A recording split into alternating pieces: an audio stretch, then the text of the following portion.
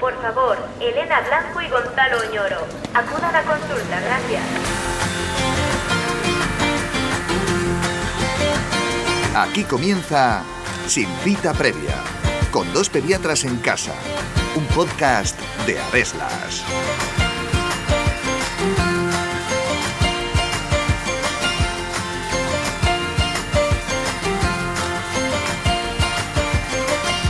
En ocasiones, los padres y madres acuden a la consulta del pediatra preocupados por el rendimiento escolar de sus hijos y por conductas observadas a las que difícilmente encuentran explicación. Sin embargo, no siempre que aparecen estos síntomas son debidos a un trastorno médico, sino que se trata de lo que conocemos como altas capacidades. Pero, ¿en qué consiste realmente esta condición? ¿Quién es el profesional más adecuado para realizar la valoración de estos niños? ¿Realmente piensan y sienten diferente a los niños de su edad? ¿Y pueden acabar desembocando en un verdadero trastorno de salud mental? Está a punto de comenzar un nuevo episodio de Sin Cita Previa en el que, de la mano de un experto, hablamos de los niños con altas capacidades. Así que ajustaos bien los auriculares porque empezamos.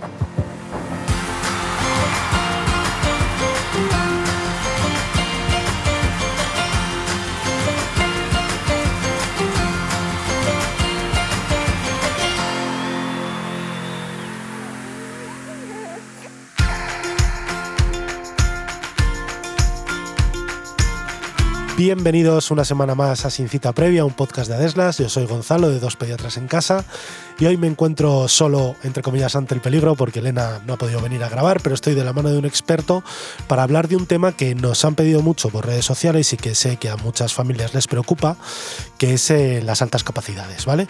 Antes de empezar, recordaros que estamos todos los jueves subiendo un nuevo episodio, así que darle a me gusta en donde hayáis visto que hemos publicado y compartirlo con quien creáis que os puede interesar. Este tema es un tema bastante desconocido para muchas familias, lo de las altas capacidades, nos suena lo de los superdotados y tal, pero bueno, es verdad que no es un trastorno médico como tal, pero en muchas ocasiones acaban en la consulta de pediatra porque, bueno, no saben muy bien a quién acudir, porque han observado conductas en sus hijos que les llaman la atención respecto a sus iguales. Y es un tema que es difícil de abordar desde el punto de vista de la salud, porque realmente no es un trastorno, no es una enfermedad, como decía, luego ahondaremos un poco en ella. Así que hemos decidido contar con un experto en salud mental para que nos pueda ayudar un poco a esclarecer los conceptos sobre estos niños. Y contamos de nuevo con el doctor Javier Quintero, que él es jefe de servicio de psiquiatría del Hospital Infante Leonor de Madrid, profesor en la Universidad Complutense de Madrid y especializado en psiquiatría y psicología, centrado en la atención del niño y el adolescente en la clínica del doctor Quintero. Y os recordamos que ya hemos hecho varios episodios con él, como uno sobre la autoestima en los niños o del trastorno por déficit de atención e hiperactividad. ¿Qué tal, Javier? Bienvenido. ¿Qué tal, Gonzalo? Muy buenas, ¿cómo estás? Muy bien. Yo creo que lo hemos hablado antes de ponernos delante de los micrófonos cuando desarrollábamos el guión.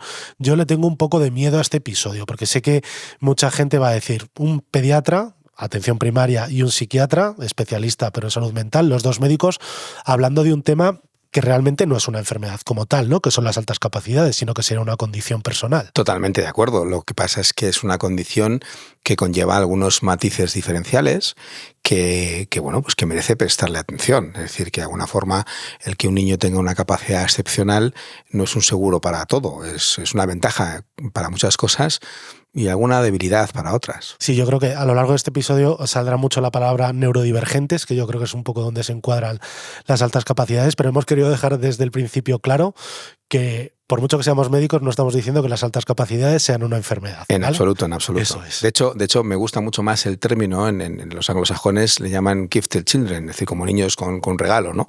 Es decir, que es una forma diferente, ¿no? Es decir, que en absoluto es un trastorno y todo lo contrario. Es decir, yo creo que canalizado adecuadamente es una fortaleza. Vale.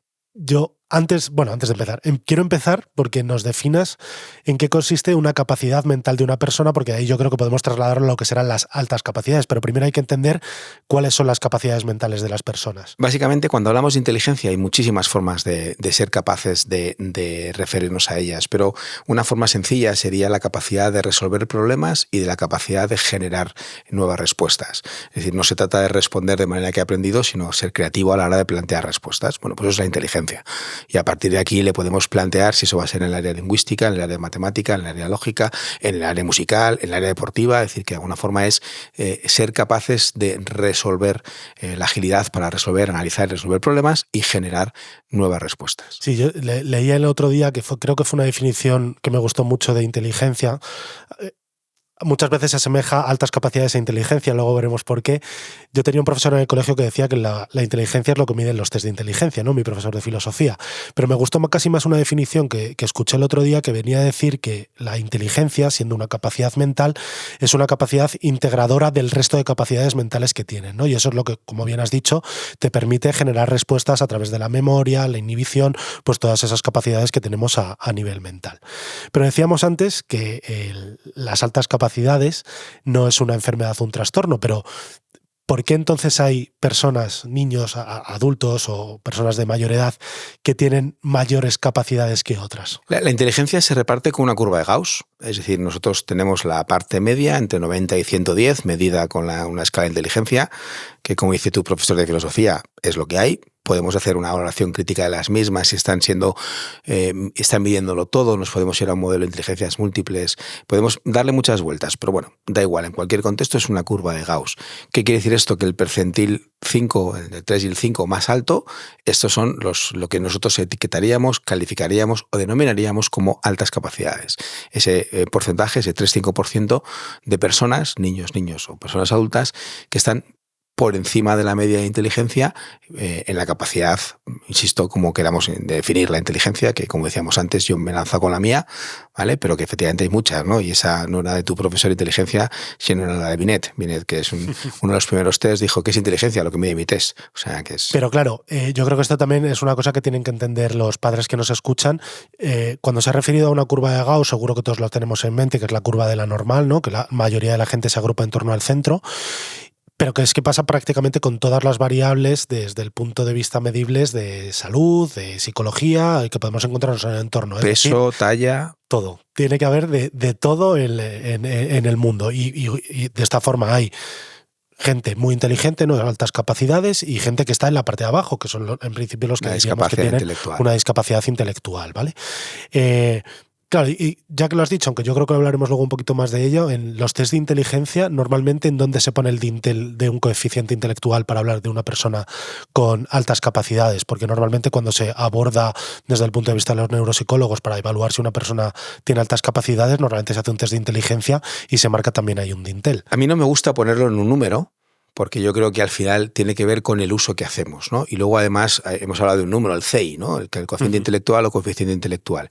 Dependiendo de la herramienta que utilicemos, ¿no? Vemos que hay diferentes factores. Por ejemplo, probablemente si alguno tiene por ahí el test de inteligencia que han hecho a su hijo, probablemente sea la escala Wechsler, entonces mide el cociente verbal, el razonamiento perceptivo, la velocidad de procesamiento, la memoria de trabajo. Es decir, que mides muchos más factores, no solamente un número y una prueba, ¿no? Son muchas pruebas que confluyen en una estrategia en función de la edad de esa persona. No es lo mismo la cantidad de problemas o la cantidad de resolución de problemas complejos que podemos hacer a los 10 y a los 20 años, con lo cual lo tenemos que también entender que las escalas de inteligencia tienen capacidades distintas, o sea, le exigen distinto en diferentes edades, ¿no? Por lo cual, me he enredado un poquito, vuelvo a explicar lo de la inteligencia, ¿vale? Que es una escala que mide muchos factores, no solamente es un número ni una única escala. Ahora bien, hay una parte importante que decíamos antes, ¿no? La capacidad de resolver problemas, y de generar nuevas soluciones, ese punto de creatividad. Eso, las escalas de inteligencia convencionales no lo miden bien.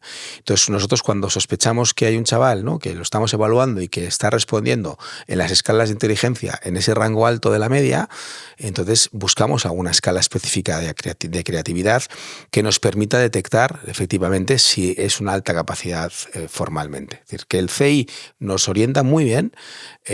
Si eso lo complementamos con una evaluación de creatividad, hay muchas, bueno, pues entonces sí podemos llegar a ese diagnóstico. Y a veces hay un chaval con 130 que tiene una creatividad brutal, que efectivamente es una alta capacidad, sin duda alguna, y hay un chaval con 135, pues que a lo mejor sí, verbalmente es maravilloso, pero hay mucho aprendido. O sea, que también es cierto que hay que evaluarlo de manera, como digo, en conjunto, ¿no? Lo decías antes que la inteligencia es un conjunto de capacidades, no es una única capacidad. Sí, además me lo contaba una amiga que es psicóloga que decía que el CEI, que ayuda mucho en este tipo para sobre todo hacer ese cribado que decías, está muy pensado para las personas que están en el centro de la curva de Gauss y que no evalúa también a los niños o a los adultos que están en el extremo, porque claro, al final cuando se valora el CI son con conductas observables, es decir, con la respuesta que da un niño o una persona a la pregunta o a la cuestión que se le pone, y hay veces que con esa creatividad dan respuestas diferentes a lo que el evaluador inicial tiene en el manual. Entonces hay veces que incluso las personas que tienen un CI muy alto son muy difíciles de evaluar porque el propio examen no está pensado para ellos, ¿no? Efectivamente, decíamos, ¿no? La capacidad de crear nuevas cosas, ¿no? Es decir, de hecho, la civilización ha girado en torno a gente que ha creado cosas distintas, ¿no? Es convencido que en su mayoría es gente con esa capacidad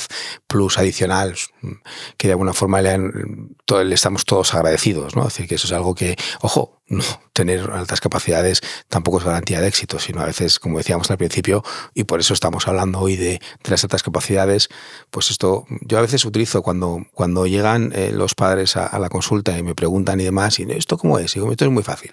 ¿Qué coche tiene usted? No, pues tengo tal. Pues mire, ahora mismo le acaban de poner un motor de 500 caballos en el coche, lo cual es maravilloso, porque tiene usted un coche de 500 caballos, pero si el chasis no está bien puesto, si la dirección no es la correcta, ese coche va a ser muy difícil de conducir. Es decir, es cierto que si todo funciona, tiene usted un pedazo de coche espectacular. Ahora bien, un Volkswagen de 120 caballos te lleva y te trae y te hace todo lo mismo, ¿vale? El otro tiene algunas dificultades más a la hora de conducir, es decir, lo que le estamos poniendo son más caballos al motor, lo cual es necesariamente bueno. Bueno, sí se acompaña del resto de las funciones. Claro, entonces esto me lleva a preguntarte, porque esto sí que parece que los estudios de los últimos años lo están demostrando, que las conexiones neuronales que tienen los niños para su edad son diferentes a las más que diferentes, que tienen muchas más conexiones neuronales, que tienen más sustancia blanca y que le permiten tener procesos neurológicos mucho más rápidos, ¿no? O sea, que ese cerebro como que va más deprisa, pero no en el mal sentido de la palabra, ¿no? Sino que es capaz de dar soluciones muchísimo más rápido. Has hablado de algo que es fundamental, ¿no? Que es todo el proceso de mielinización, que es en realidad nosotros cuando aprendemos lo que estamos haciendo es un tracto de mielina, es decir, nuestro cerebro no lo vemos, pero haría una nueva línea, ¿no? Blanca, en esa sustancia blanca, cuando aprendemos una habilidad nueva o un conocimiento nuevo, se ha generado una nueva conexión entre diferentes áreas de nuestro cerebro. Eso es el aprendizaje. Y efectivamente lo que vemos, y si ya entramos a algo que seguro me vas a preguntar después, y esto cómo se observan los niños, pues observamos niños pequeños que van como un paso por delante de sus compañeros, ¿no? Es decir, yo a veces digo, no, ¿y qué tiene que hacer un niño a los 4 años? No pasa nada, estoy llevando al cole y no nos vamos a obsesionar, simplemente vamos a observar. Esto es como los niños, a los profesores de 4 años tienen que saberse las curvas de peso y de talla. No hace falta. Tienen 20 niños de 4 años en clase y ven que uno le saca una cabeza a todos los demás. Pues este es más alto. ¿Vale? Yo no tengo que saber cuál es la talla media esperada en esos niños, pero este niño es más alto. O al revés, una cabeza más bajita que el resto. Este es más bajito. ¿Vale? ¿Por qué es más bajito o por qué es más alto? Pues lo mismo desde el punto de vista del funcionamiento de la capacidad. Es decir, lo que nosotros vemos es que esa velocidad en cuanto a la adquisición de las áreas del desarrollo intelectual va más rápido. Va meses, años, dependiendo del potencial, por encima de lo que sería esperable para un niño de su mismo rango de edad. Pues te pregunto por lo que me has dicho. Entonces, ¿cuáles son esas conductas observables que nos pueden poner, entre comillas, en alerta en que un niño es altas capacidades y por tanto luego vamos a tener que darle una forma de aprender que seguramente sea un poco diferente a los mismos niños de su edad? Vamos a ver ese punto de precocidad, ¿no? A la hora del desarrollo intelectual. Ojo, porque al final nosotros, estoy con un pediatra delante, me da vergüenza decir esto. Nosotros medimos 5 áreas del desarrollo, ¿no? Las 2 áreas motoras, motora fina, el área adaptativa, el lenguaje y el área social, ¿no? Nosotros vemos, eso es un poco el desarrollo que vemos en los niños preescolares. Bueno, realmente es el área del lenguaje, donde realmente lo vamos a ver más, ¿no? Porque de alguna forma vemos esa precocidad a la hora del desarrollo del lenguaje. Empiezan a utilizar un lenguaje antes de lo esperado. Lo normal es que un niño empiece a hablar a los 2 años, no el papá, mamá, sino ya una forma más organizada, pues de repente vemos que la cantidad de palabras que utiliza ese niño es mayor a la esperada a su edad y tiene una riqueza y una organización del lenguaje, por encima de lo que sería esperable en los preescolares. Y luego de repente todo lo que es la adquisición de las siguientes habilidades también va un paso por delante, es decir, aprende muy rápido, es decir, aprende a leer, un día le enseñan a leer y el tío lo coge a la primera. Esto de estar con el nada, esto del al día siguiente está leyendo el Quijote, más o menos, ¿no? Es decir, que de alguna forma todo va más rápido, pero va más rápido en algunos aspectos, en el aspecto intelectual, porque a lo mejor es torpe como un melón, es decir, que le das una pelota y no sabe qué hacer con ella, no pasa nada, es decir, pues estamos hablando de altas capacidades intelectuales, ¿no? Ojo, a lo mejor es una inteligencia motora y el tío es eso, no sabe leer, pero le das una pelota y con 5 años el tío es espectacular, es decir, ojo también con el concepto, como decíamos antes, de las inteligencias múltiples. Entonces, eso es lo que vemos, ¿no? Que va como un poquito más rápido que el resto, ¿vale? Desde el punto de vista intelectual, no desde el punto de vista físico, su talla es la misma, no desde el punto de vista social, le cuesta, y es una de las cosas que tenemos que observar, y tampoco tiene por qué ir más rápido desde el punto de vista emocional, con lo cual realmente lo que vamos viendo es que la parte intelectual va un paso por delante. Sí, yo creo que esto es una cosa que los padres que tienen niños con altas capacidades vemos con frecuencia, esa disincronía que hay entre el nivel intelectual que tiene tu hijo y su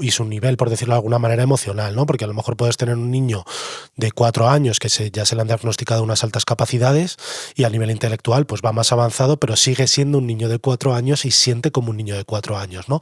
Y muchas veces pues eso le provoca que no quiera jugar con niños de su edad porque no le dan respuesta a esa necesidad intelectual que tienen, y muchas veces de esto luego se derivan muchos otros síntomas. Me interesa mucho esto de la disincronía emocional que tienen estos pacientes. Fíjate, hay una frase de Woody Allen que a mí me parece maravillosa, ¿no? Que un día le preguntaron a Woody Allen por cómo se sentía él siendo inteligente.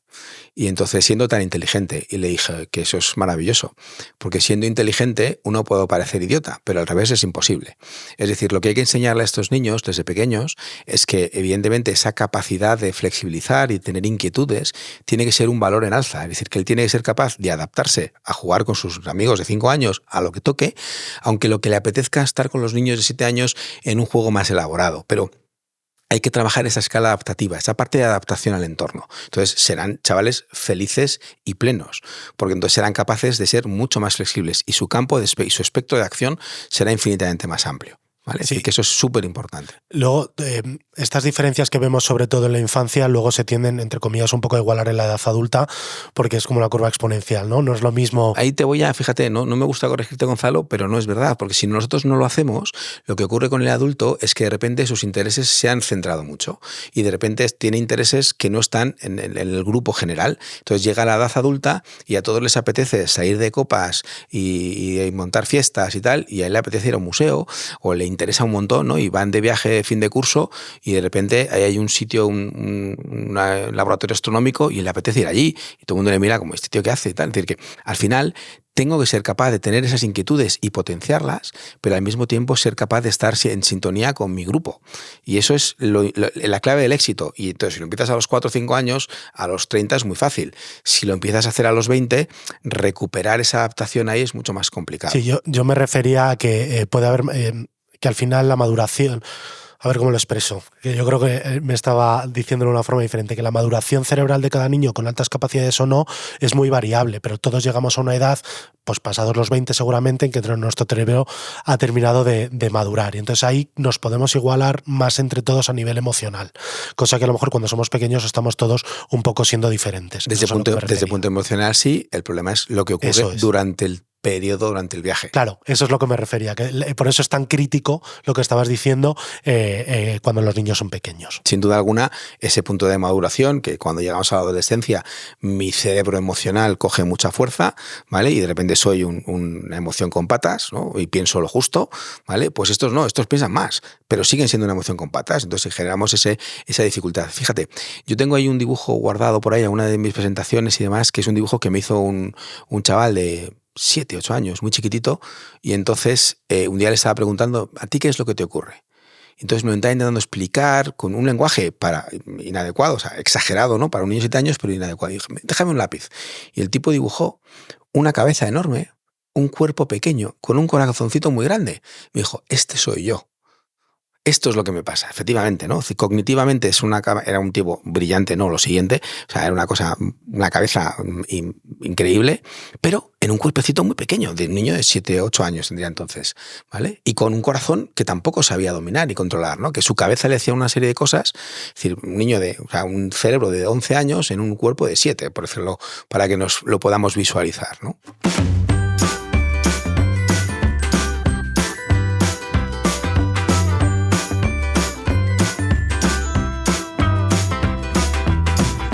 Pediconsejo. Los niños pasan en el colegio muchas horas al día. En el caso de que te preocupe el comportamiento de tu hijo en casa, habla con tu tutora para que te cuente cómo es la conducta de tu hijo durante el horario escolar.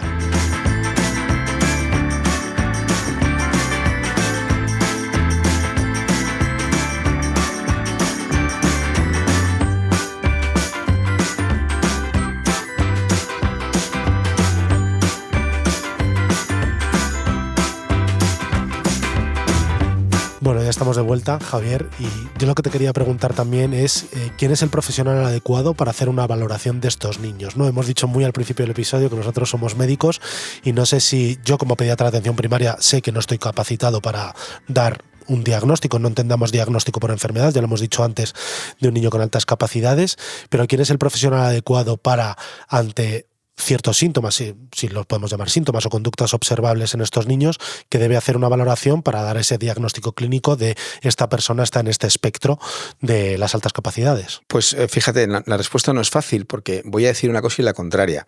Es decir, en realidad yo creo que alguien que sepa, ¿vale? Es decir, yo creo que alguien que tenga una idea clara de lo que son las altas capacidades y qué podemos hacer después con eso, ¿no?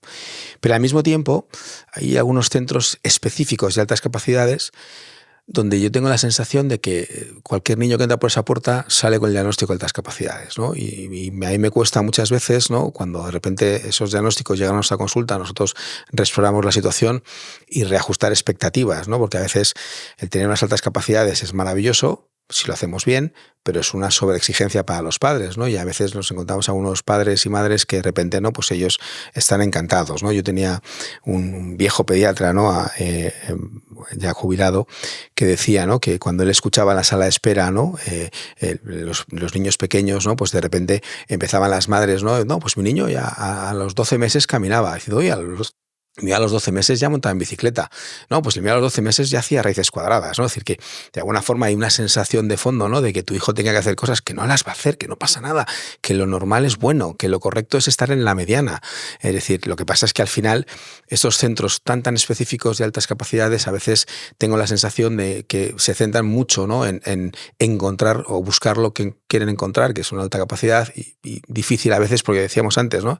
No solamente es una escala Wechsler o una escala de inteligencia que me diga que está en el percentil 5 por encima, ¿no? de lo que es el rendimiento cognitivo, sino la otra parte de la creatividad, ¿no? Qué talento, ¿no? Y otras muchas veces con niños pequeños aparece un concepto que también se confunde, ¿no? Que es la precocidad intelectual, ¿no? Es decir, niños que en una escala de inteligencia lo dan muy bien.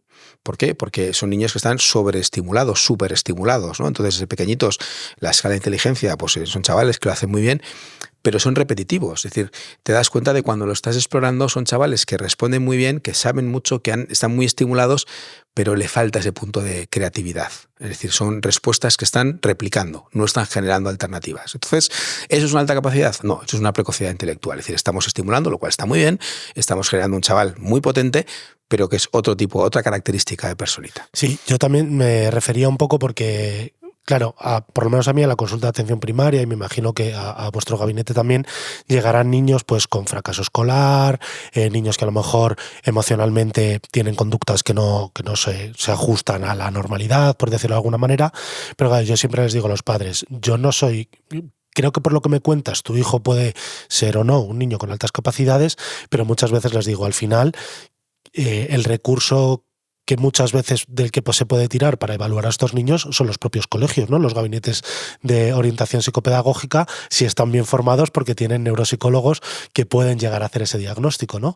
Es difícil, no todos tienen un equipo psicopedagógico suficiente y luego muchas veces lo que ellos están más en el niño que tenga dificultades. Claro. Cuando estabas diciendo esto, Gonzalo, a mí me parece importante, ¿no? Es decir, cuando me vienen, no, vengo a ver si mi hijo tiene altas capacidades. Y yo, ¿y para qué queremos saberlo? Efectivamente. Vamos a ver, ¿dónde le duele? Es decir, vamos a intentar, nosotros, la forma, digamos, a mi juicio, correcta es dónde están las dificultades. No, es que estamos viendo un chaval que le está costando adaptarse en el colegio. Es un chaval, oye, que está viviendo todo con una sobreexigencia, que el tío a todo lo quiere hacer súper perfecto y entonces el tío vive agobiado todo el día. O efectivamente estamos viéndole que si en clase se está aburriendo porque que la profe explica las sumas y el tío quiere que le expliquen ya las multiplicaciones, que las sumas ya las ha cogido, pero el resto de la clase no. Es decir, tenemos que partir de que algo no funcione. no de que quiero saber si el niño tiene altas capacidades, pero si el niño tiene altas capacidades, está bien entrenado en la escuela, emocionalmente estás funcionando bien y socialmente no hay nada que reseñar, no toquemos nada, fenomenal. Cuando algo no funcione, entonces busquemos la solución. Los equipos de orientación se van a enfadar contigo si les mandas muchos, porque ellos están muy enfocados en el niño que tiene problemas, con lo cual ellos dan por sí, pues esas altas capacidades le tiene que ir bien. Claro, que unas altas capacidades apruebe no quiere decir que le vaya bien. Esas altas capacidades debería sacar un sobresaliente sin despeinarse, ¿no? Entonces, que a veces, no, es que está aprobando ya, pero es que no, es que el aprobar este niño no me sirve.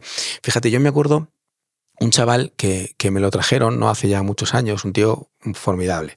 Yo tengo muchos tíos listos con los que he hecho muy buena sintonía, porque además luego son chavales, evidentemente son, iba a decir pacientes, yo ya no sé decir pacientes, pero ya la relación con estos chavales que ya son tiarrones es casi ya del tío Javier, ¿no? Casi más que otra cosa, ¿no? Pero ese chaval me lo trajeron en sexto de primaria y le iban a echar del cole.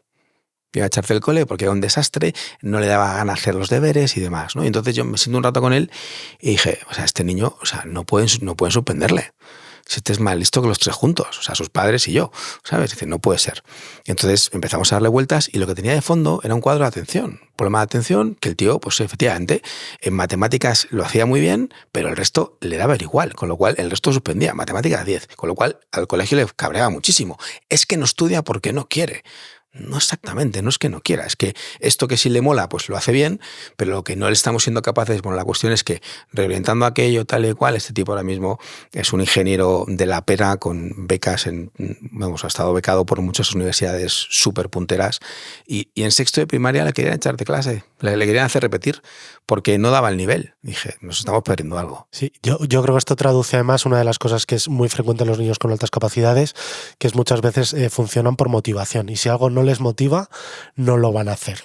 Da igual. O eso que decíamos antes, es decir, tenemos que enseñarles a que esto que motiva claro, es la ese pera. trabajo es el que habrá que hacer luego, exacto. Pero que es lo que tú dices. Por eso creo que la tasa de fracaso escolar en las altas capacidades está cerca del 70%, que dices es imposible. Pero no, porque efectivamente es el sistema es, yo digo, el sistema es como la manada de ñus, va al ritmo del más lento. Claro. Con lo cual, este ñu que va en la cabeza del rebaño se acaba aburriendo. Y al final dice, pues me quedo y se acaba comiendo el león. Claro. Porque porque se pierde, ¿no? En el camino. Eso es. Y claro, habrá una parte en la que se tendrá que trabajar para que entiendan que no pueden trabajar solo por motivaciones, pero eso es muy habitual. Pero has dicho una cosa muy interesante sobre la capacidad de atención, que es otra cosa de la que te quería preguntar, y yo creo que estoy de acuerdo contigo, en que cuando tenemos un problema lo que tenemos que establecer es un marco, porque al final, y lo hemos dicho al principio del episodio, de estos cerebros que son neurodivergentes, ¿no? Que se salen de lo que es la norma, y ahí podríamos encuadrar muchos, ¿no? Tenemos el niño con altas capacidades, pero también tenemos el niño en el trastorno del espectro autista o un déficit de atención, porque al final comparten muchos síntomas, ¿no? Entonces, creo que es importante que se haga una buena evaluación para establecer realmente un diagnóstico clínico, que se puede tratar de un trastorno o de una condición, y a partir de ahí trabajar en lo que necesita cada persona, porque si solo atiendes a esa parte que dices, pues seguramente a lo mejor llegas a un diagnóstico que no es el verdadero del niño y no le estás dando lo que realmente necesita, ¿no? Sin duda. Por eso decía antes que para mí lo importante cuando alguien tiene una sospecha de una alta capacidad es por qué hemos llegado a esa sospecha, es decir, cuál ha sido el problema, porque eso nos va a dar muchas más pistas de por qué no está funcionando. Y hemos hablado de las áreas de funcionamiento, pero efectivamente, yo mencionaba el déficit de atención, pero hay muchos trastornos del espectro del autismo, ¿no? Es lo que antes llamábamos Asperger, que son altas capacidades, pero con un trastorno del espectro del autismo. Y entonces son genios en algo y el resto del mundo es que les da igual. Entonces son chavales que saben física de COU, o de COU ya no, perdón, de segundo bachillerato. Yo hice COU también. La que tiene ser mayores. Física de segundo bachillerato y por otro lado la lengua de primero arrastrada, ¿no? Es decir, que dices, ¿y esto cómo puede ser? Bueno, porque efectivamente hay que entender, ¿no? Dónde y cómo somos capaces de poner ese tren de alta velocidad en una pista de alta velocidad, ¿no? Si tú coges el AVE y lo pones en la pista de cercanías, el AVE tampoco funciona, ¿vale? El AVE necesita la máquina que puede ir a 300 por hora en una pista que puede ir a 300 por hora. Entonces es importante, ¿no? Encajar las dos cosas. Y no que te lo vuelva a preguntar, pero te lo pregunto a lo mejor de otra manera. tú como especialista en salud mental, ¿crees que existe lo que ahora se llama la doble excepcionalidad? Es decir, que puede haber dos diagnósticos de este tipo en la misma persona, es decir, un diagnóstico de altas capacidades y un diagnóstico de un trastorno de espectro autista, o, quitando las altas capacidades, tener un diagnóstico de TEA y también un TDAH, o que comparten síntomas. Un 40% de los casos. Es decir, esto que dices es algo de excepción. Yo no lo llamaría doble excepcionalidad. Bueno, excepcionalidad por la frecuencia del proceso. Por eso digo, porque eso me acabas de describir el 40% de los casos, ¿no? Es decir, que de alguna forma tener una condición te multiplica casi por 2 el riesgo de tener otra. Uh-huh. Y eso es lo otro a lo que te iba a preguntar, que ¿cuáles son muchas veces los ya así como trastornos o enfermedades de salud mental que suelen tener los niños asociados a altas capacidades, ¿no? Que es lo que soléis ver en la consulta, más allá de la propia condición conductual que puede tener un niño con estas capacidades? Hablamos de psicopatología. Si hablamos de psicopatología, hemos mencionado ya el TDAH, el trastorno del espectro del autismo, también los trastornos emocionales. Suelen ser niños muy ansiosos, es decir, niños que ellos, digamos, su cabeza les da para elaborar problemas por encima de su edad emocional, por decirlo de alguna forma, y eso les condiciona en un sufrimiento adicional. Sufren mucho con lo que pasa en el mundo y no saben qué hacer con tanta angustia. También a veces aparece con algún comórbido con el trastorno obsesivo compulsivo, ¿no? Esa necesidad de tener las cosas ordenadas acaba generándole un pensamiento un tanto obsesivo y rituales para intentar controlarlo, ¿no? Es decir, que a veces es interesante, ¿no? O sea, que a veces encontramos, ¿no? Esas 4 características quizás son las más prevalentes. Hay muchas más, pero esas 4. Y has mencionado algo que me ha parecido muy importante, y es el riesgo de fracaso escolar en las altas capacidades. Que a mí, el fracaso escolar es una de las cosas que me parece debería ser una alerta de salud pública, ¿no? Es decir, un contexto como el nuestro, donde tenemos casi un 26% de fracaso escolar, una sociedad como la nuestra no es sensato. Es decir, que 1 de cada 4 chavales no sea capaz de terminar secundaria teniendo los mimbres para hacer ese gesto, me parece que es impensable. Pero que eso le pase a un niño con alta capacidad, me parece, como dirían en mi pueblo, para hacernoslo mirar. Es decir, porque este chaval hemos perdido, aunque solo sea desde el punto de vista de la salud pública, de la sociedad, hemos perdido un talento que lo hemos malogrado y que estará por ahí enredando y vete a saber dónde, ¿no? Sí, hablaba ayer con una amiga que es un psicopedagoga y decía que al final la inteligencia a nivel social es una persona con muchísimo valor, porque al final la persona inteligente es la que da respuesta a las necesidades que tenemos, y entonces para la sociedad yo creo que no se deberían, entre comillas, desperdiciar los talentos de las altas capacidades, porque van a ser en el futuro lo que den respuesta a nuestras necesidades. Y de hecho creo que leí hasta un estudio en el que decía que las personas con mucha inteligencia, no sé si altas capacidades o no, con mucha inteligencia, son personas que tienen mejor salud porque se autocuidan mejor.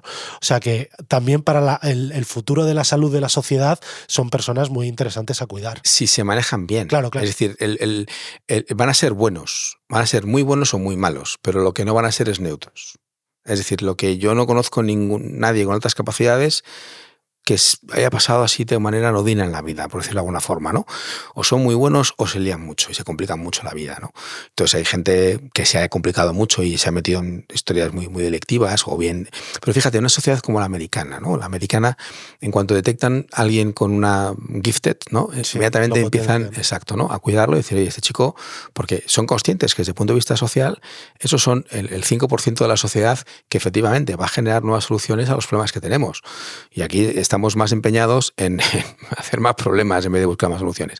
Bien, insisto, ¿no? Me parece que el fracaso escolar, que es un riesgo alto en los chicos con altas capacidades, a mí cuando me encuentro un chaval con 18 años que lo exploras, además lo ves y dices, este tío, ¿cómo puede ser que esté en este carril sin haber retornado? Entonces, claro, lo primero que intentamos es buscar su propósito, ¿no? Y ver cómo somos capaces de recolocarlo en su carril, cuál es el carril que tiene, ¿no? Porque si se ha complicado mucho, se ha enredado con drogas, está en dinámicas muy complicadas, pues a veces eso nos queda muy, muy lejos, ¿no? Para llegar a ese punto de conseguir su máxima funcionalidad. Pero bueno, sin duda alguna, como sociedad, es talento que no deberíamos malograr. Y ya por último te voy a preguntar que una vez establecido que un niño tiene altas capacidades, hayamos llegado al diagnóstico como hayamos llegado, ¿quién debe establecer las necesidades de estos niños, ¿no? Al final, desde el punto emocional, desde el punto de vista conductual, a lo mejor no es lo mismo que desde el punto de vista escolar o cómo se debe enseñar a esos niños. O sea, ¿quién debe hacer ese trabajo una vez que recibes a ese niño con altas capacidades, de decirle en qué vía hay que colocarla? Pues fíjate, es un trabajo muy individual. Y de hecho, si te fijas un poco en los grupos en general, hay dos tipos de visiones, ¿no? Unos que lo que hacen es identifiquemos los talentos y potenciemos los talentos, ¿vale? Y otros que dicen identifiquemos las carencias y trabajemos con las carencias. Yo soy disruptivo y digo, vamos a potenciar los talentos, pero vamos a trabajar las carencias, ¿no? Porque lo que yo quiero al final son personas equilibradas, ¿no? Es decir, de nada me sirve, ¿no?, que tenga un talento musical, en cuyo caso va a ser un músico de la pera, pero socialmente desamparado, emocionalmente desastroso. No. Todo eso tiene que estar integrado, ¿no? Y al mismo tiempo que tenga un talento, dice, no, como es un talento ya funcionará. No, ya funcionará, no, pero vamos a darle. A ver hasta dónde llega, ¿no? Ver dinámicas en las que podemos ir aprendiendo, como digo yo, sin techo, ¿no? Generando nuevas soluciones y nuevas herramientas, ¿no? Entonces, yo creo que el equilibrio está en eso, en tener un buen perfil de la persona, cuáles son las cosas que funcionan, las que no funcionan, y las que funcionan, cuál es su talento, ¿no? Entonces ese talento intentar nutrirlo lo mejor posible, pero sin perdernos en la parte, ¿no?, de las carencias que tiene, ya sean emocionales y sociales. Y con el paradigma que decía antes, ¿no?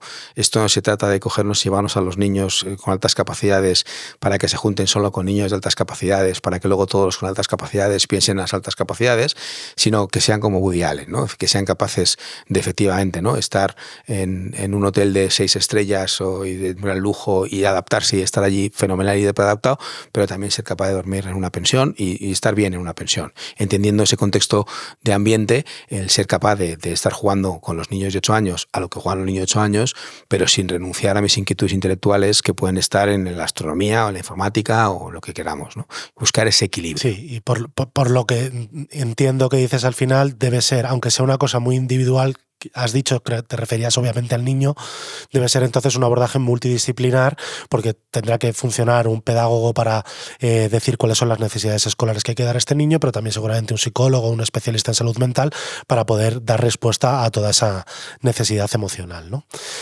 Pues yo creo que, bueno, no sé, estoy mirando el reloj, ¿no? Bueno, tampoco nos ha quedado al final un episodio tan largo. Yo estoy muy contento de que hayamos abordado este tema, que creo que es un tema que interesa mucho a las familias, y te doy las gracias, Javier, por haber estado con nosotros.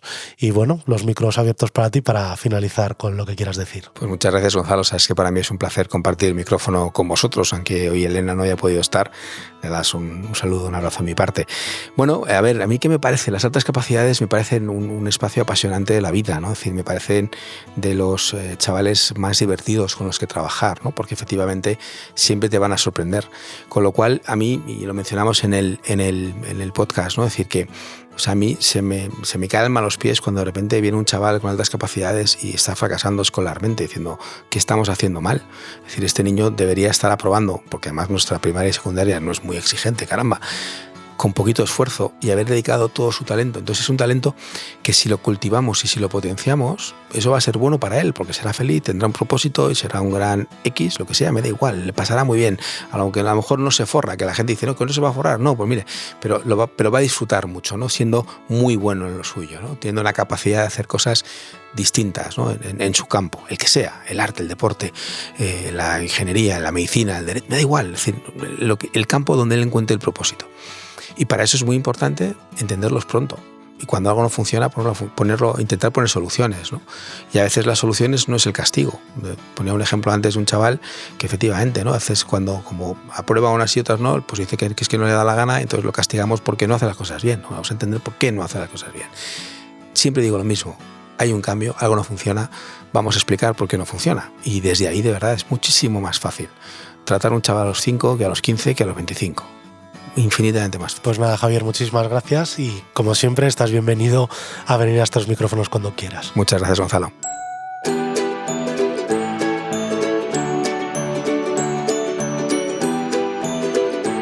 Y hasta aquí el episodio de hoy. Muchísimas gracias por aguantar hasta el final y no os olvidéis de dejarnos un comentario o una valoración de 5 estrellas tanto en redes sociales como en las plataformas desde las que nos hayáis escuchado. Y por supuesto, gracias a Deslas por promover la divulgación científica como mejor herramienta para que los padres y madres cuidéis mejor a vuestros hijos. Nos escuchamos en 7 días. Hasta la semana que viene.